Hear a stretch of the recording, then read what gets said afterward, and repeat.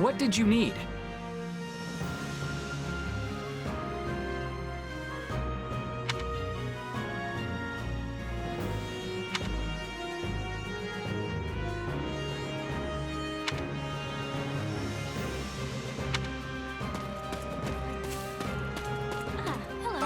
Hello. Hello.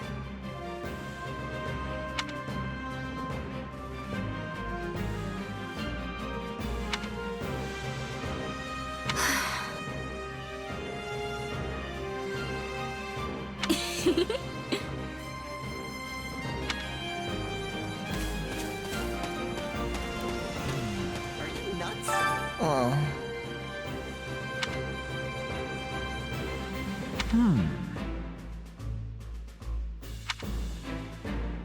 Hiya. What?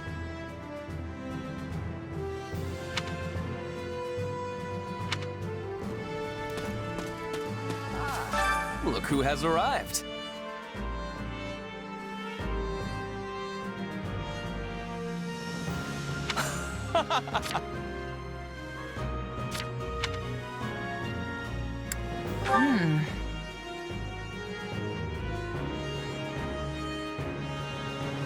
What?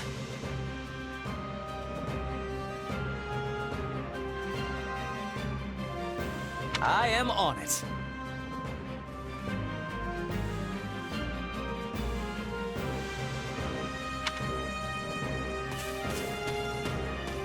Hello, please be listening. Listen.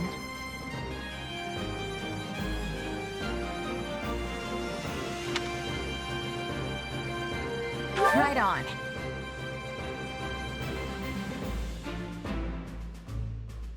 That has much difficulty.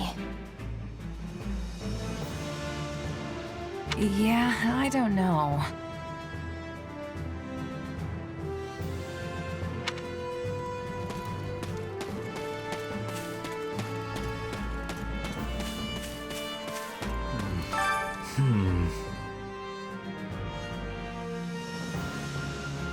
My thanks.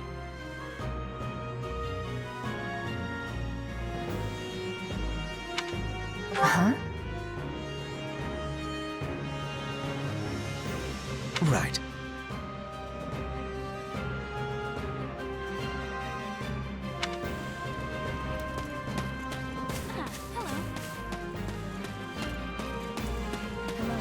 Thank you.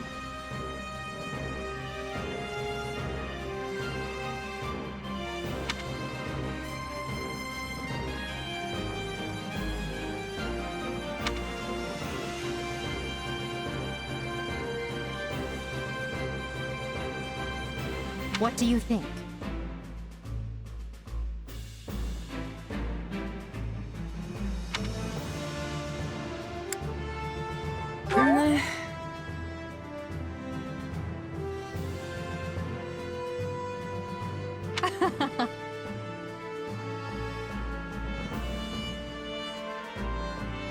On another matter.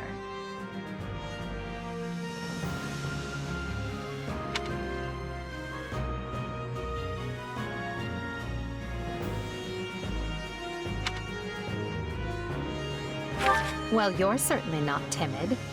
You do realize you're addressing the heir to the Imperial throne, yes? Still, I suppose I admire that sort of freedom. It must be nice not to have your lot in life decided for you.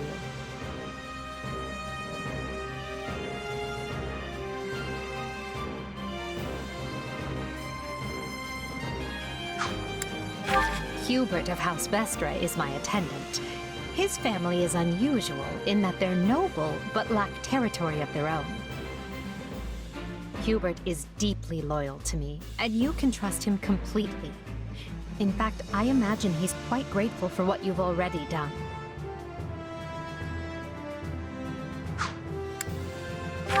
That's Dorothea Arnault.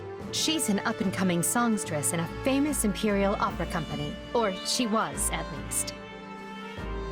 For some reason, she abandoned her musical career and enrolled academy. She has a very magnetic personality, which I'm sure you'll see. You've spoken with Ferdinand? One conversation will explain him far better than I can. He's the heir to an influential house, which drives him to excel. But he can be quite the handful sometimes. One of our classmates usually stays holed up in the dormitory instead of coming on these assignments. Her name is Bernadetta. If you bump into her, don't be surprised if she screams and runs away. That's sort of her thing. Caspar is the second-born son of a great and noble house. But as he's not the heir, you might say he joined the academy to make his own way. War and fighting are his sole pursuits, so I bet the two of you will get along just fine.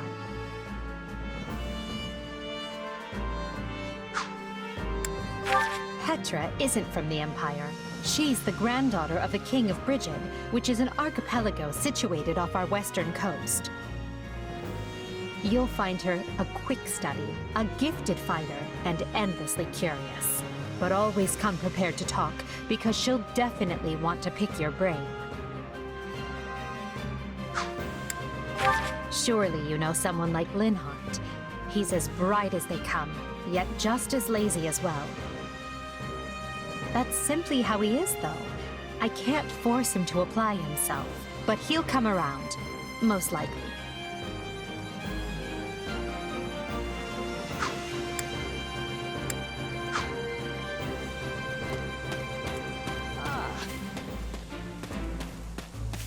Hey there. Oh, hey. Oh, hey.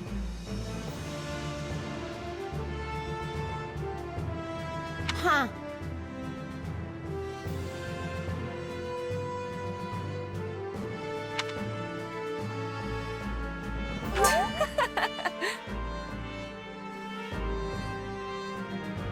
Aw.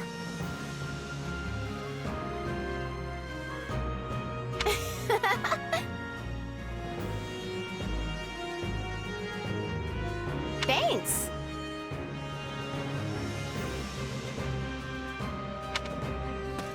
Did you need me?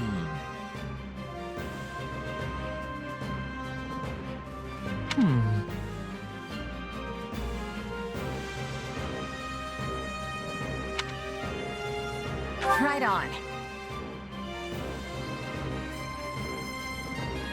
No problem.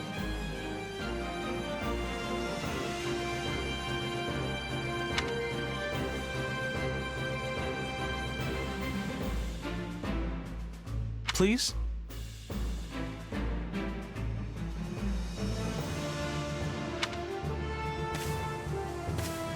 Can I help you?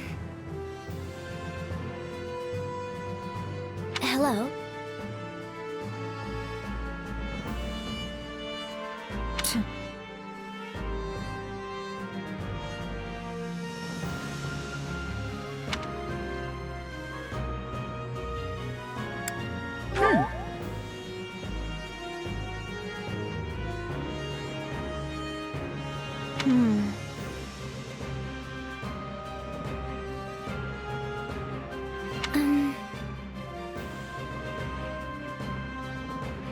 I'm busy.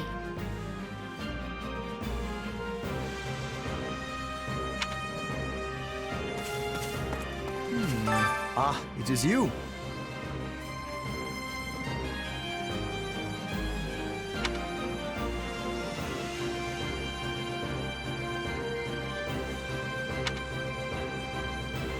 Huh?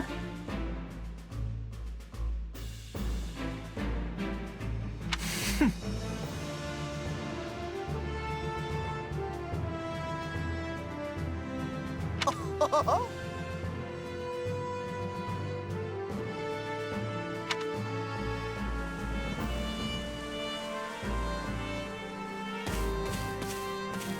hey!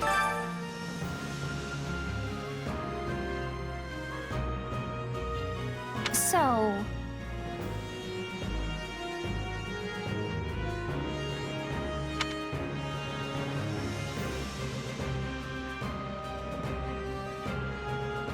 Right on. Thanks. I'll do it.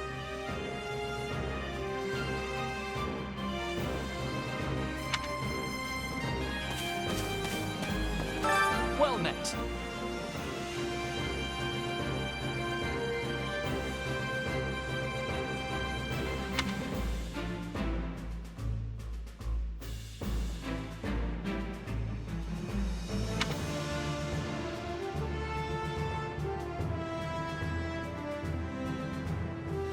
What are your thoughts?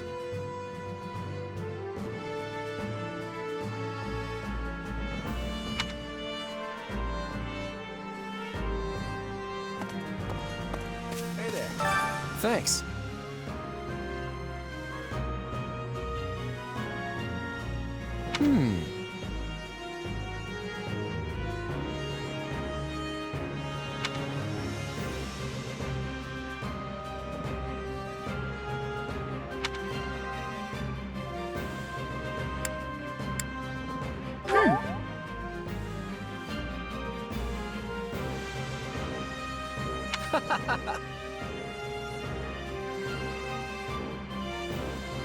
Speaking of...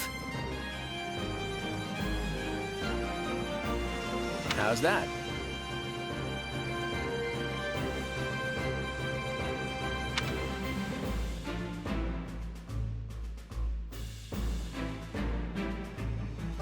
Who, me? I'm more curious about you, personally. If you don't have anything better to do, I'd be glad to have you join us at Garrick Mach.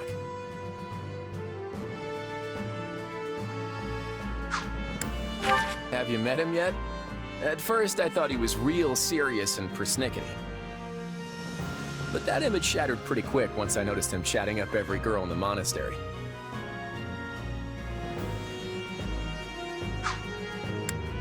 Hilda's the only daughter of Duke Goneril. Seems like she had a pretty cushy life growing up. Which means she's gotten into the habit of slacking off and making other people do things for her.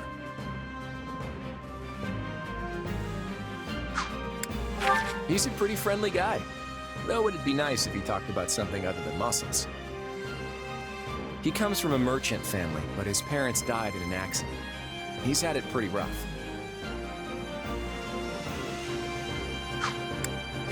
Don't ever treat her like a child.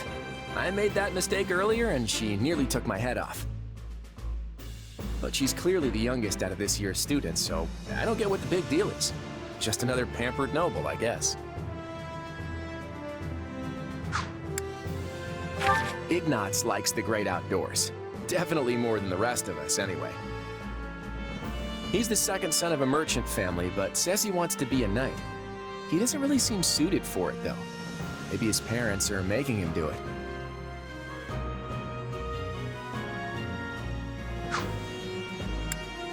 Oh, Marianne?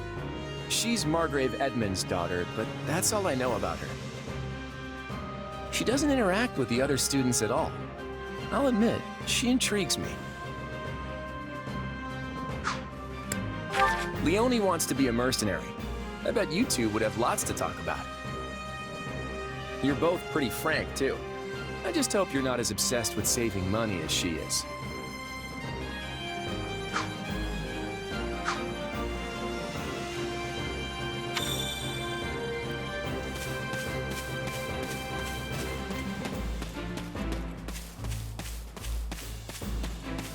I see.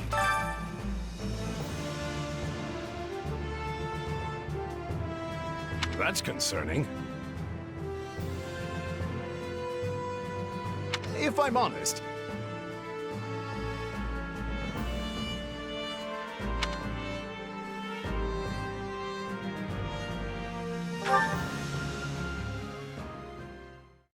My sincere apologies for asking this of you. I know you're heading for Ramira Village in order to find Gerald's mercenaries, but... well, perhaps you might consider changing your mind and accompanying us to Garrick Mach Monastery instead. And why would I do that exactly? Because you've done us a great service, and we don't have the means in camp to properly reward you. At the monastery, however, we can repay your kindness in full. Also, between you and me, this evening's turn of events was quite the embarrassment for the church. We allowed students of the Officers' Academy out of our sight, and house leaders of great political consequence at that. And then they crossed swords with bandits. If word got out, well, let's just say it would sit poorly with everyone. So you see why we must ensure you are well compensated. Also, there may be some papers for you to sign, perhaps in blood. This sounds more like hush money than a reward. Yes, that's exactly what I told the fool knight who suggested it. Me, I'd just as soon send you on your way, but I fear I'm obligated to escort you back.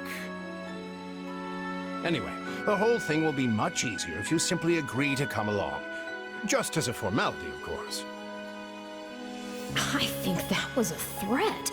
And here I thought he was a big softy. Well, what do you think? Garrick Mach is in the opposite direction of where we need to be, but this man seems rather set on having us accompany them. I guess I'm not opposed to helping out a little more. I'll come with you to the monastery, but I'm not staying a single minute longer than I have to. Bless you, my friend. What a noble soul you are. I'd say you saved my bacon, but that would be utterly hammy.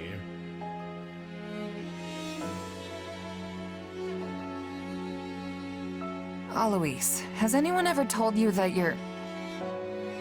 Don't. Some truths are simply too painful to bear. While I'm no expert, I fear the poor man's heart couldn't handle the shock. Told me what? Told you how dashing you are in that armor. Not just any man can pull off that look. Ah, you like it? Wonderful. I admit I've received no small share of positive comments on it. There's a grand story behind every last ding and dent. Enough to keep me talking for a week. Why, take this one here. We heard you'll be joining us at Garrick Mach. Perhaps somewhat unwillingly, I might add. I know this wasn't in your plans, but if it lets us get to know each other better, perhaps it will prove worth it in the end. Unwilling or not, we've got a long road ahead, so let's try to keep the mood light. I hesitate to ask this considering you're only here because of us, but... Well, are you sure about this decision? The last thing we want is to delay you from your own business. The knights may seem unwilling to bend, but it's not as if you have no say in the matter. Actually, I see this as just another chance to better myself. You are more gracious than I. But, as I see you've made peace with it, I will leave the matter be. Yes, that's quite enough chatter. Let's save our energy for the road. To the monastery! Listen, I know this one's on me. I'm the one who roped you into coming back to camp after all. But I'll find a way to make it up to you, I promise.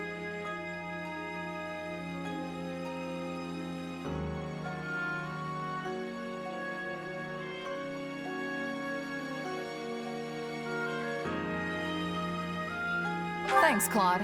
I know you will. Hey! Hurry up back there or we'll leave you behind! You know you've had a busy day when you rub shoulders with the heirs to the Empire, the Kingdom, and the Alliance. I think they're a fascinating group of people myself, but what do you make of them?